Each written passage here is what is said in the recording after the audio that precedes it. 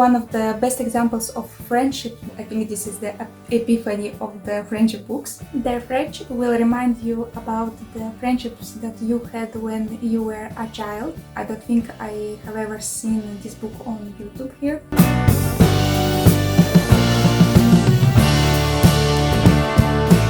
Friendship is one of the most beautiful things in our lives, and today we are going to talk about books about friendship.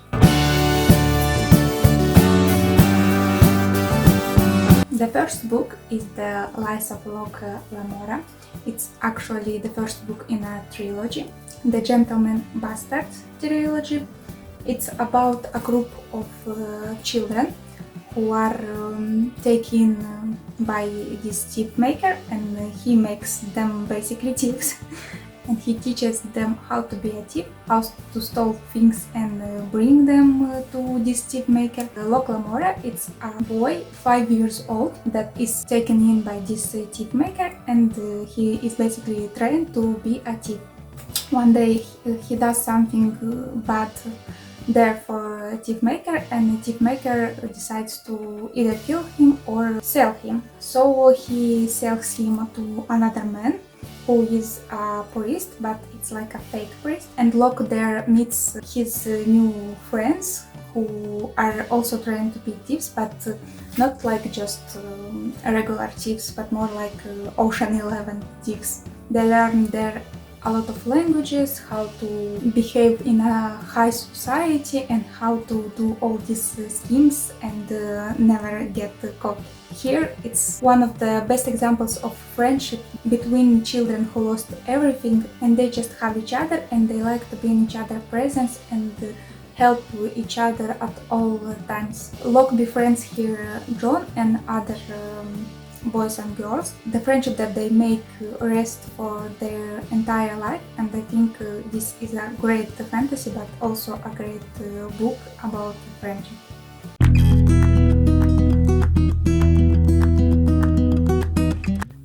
The following book is Gabrielle Zevin's Tomorrow and Tomorrow and Tomorrow. I think this is the epiphany of the friendship books. It's a very popular book, or it was some time ago. I think 1 year ago it was everywhere. We are following here two kids who meet in a game room in 1987. One of them is visiting her sister, and the one is recovering from a car crash. They meet there, and they befriend each other because they both are very passionate about games, but some misunderstanding happens there between them, and they don't speak to each other until they both are grown up and they meet each other again. I think this book is one of the best examples of friendships. I really enjoyed to read it, and also if you like to play video games and have these nostalgic thoughts about video games, this book is for you.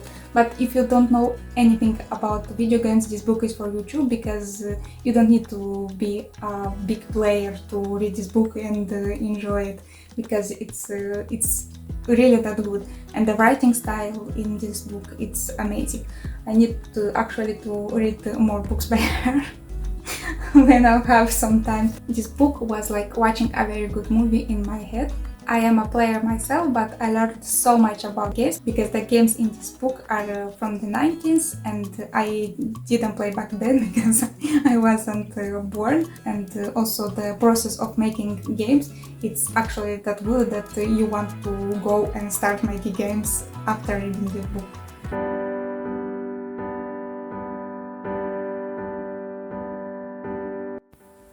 The following book is The Little Friend by Donna Tartt. I read this book recently. Here we are following a friendship between Harriet and Haley. Harriet is a girl. Her brother was murdered when she was 1 year old. And Haley is a boy who helps her in everything that she does. Their friendship will remind you about the friendships that you had when you were a child. The one where there are no rules, where you listen to all your friends will tell you and you will trust them in everything they do. And I think this is also an important friendship, but a really dangerous one, because when you are a child, you don't really understand what is good and what is bad, what are the rules and how you should behave in certain situations. And this is a perfect example of this kind of friendships where you don't know how to behave, so you listen to your friend, but your friend sometimes does things that you shouldn't do or they shouldn't do, and you can get up caught in very bad situations.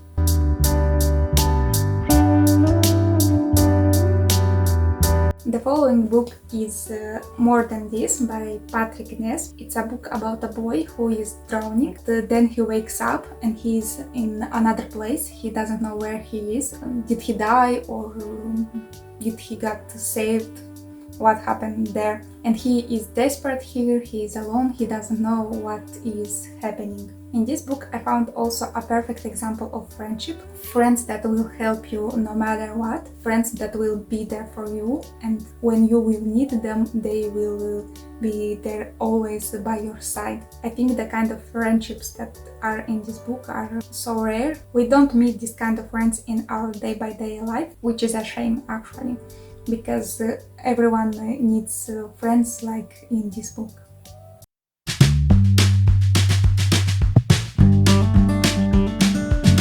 The following book is one of the books that made me believe again in meeting strangers and what good can this do for me.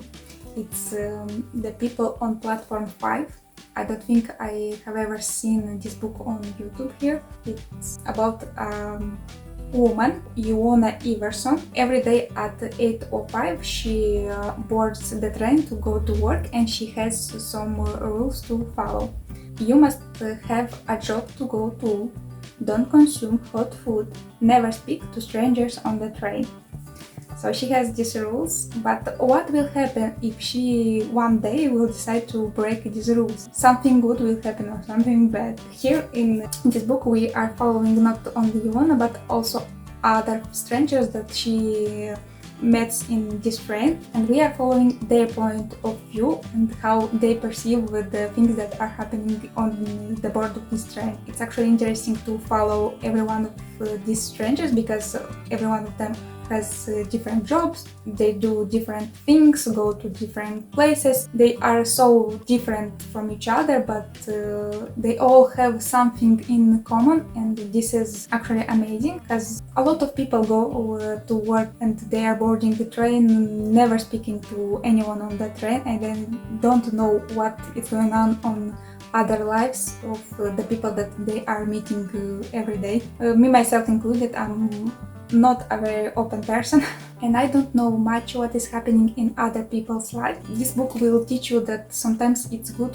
to meet strangers, to make new acquaintances, to be just more open and just speak with strangers on the train, because this can lead to such amazing friendships that can even save your life. And if your life will fall apart, you need to have this kind of friends that will save you basically from yourself and from your troubles that you're having in your life. So I guess this is all for today. Thank you for watching and see you next time. Bye!